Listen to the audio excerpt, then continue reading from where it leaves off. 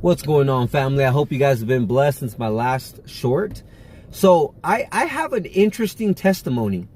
You guys know about that encounter that Jacob had with God in the book of Genesis, chapter 32, when he was wrestling with God, struggling with God's directives, his orders, and God's plan. I had a similar encounter with God about 2.5, 3 weeks ago. And God wanted me to share this testimony because God, I can't get this out of I'm wanting to put shorts out about, advise you guys and teach you guys on other topics. And this just doesn't leave my mind. So I know it's of God.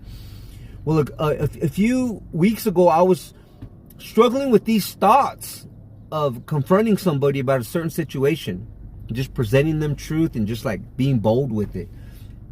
Meticulously, I kept getting these thoughts of how to say things. Like, you're going to say it just like this.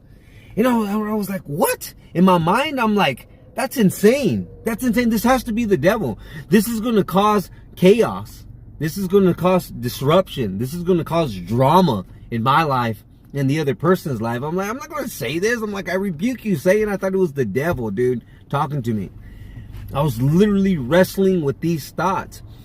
The night before anything happens, I couldn't sleep. I slept, I don't know, an hour and a half the entire night. I kept fighting and wrestling with these thoughts. I thought it was Satan to the point I'm over there binding and casting out demons at like 3 in the morning, just yelling. But it got to the point, you guys, where like, somewhere between 3 and 4 in the morning, I just started yelling, Jesus, save me. Because those who call on my name will be saved. And no, dude, these thoughts did not want to go away.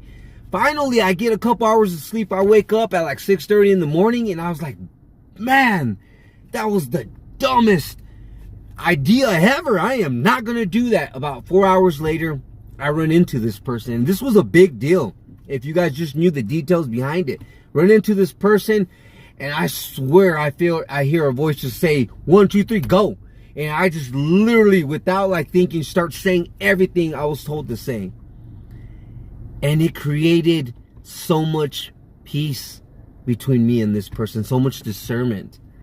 And that instantly I knew it was God. I was wrestling with God. I was like, no wonder these thoughts wouldn't leave. You can't bind and cast out God. You guys, if you're dealing with something and it doesn't leave, no matter what, no matter how hard you try, it might be God trying to point you in the right direction, you guys.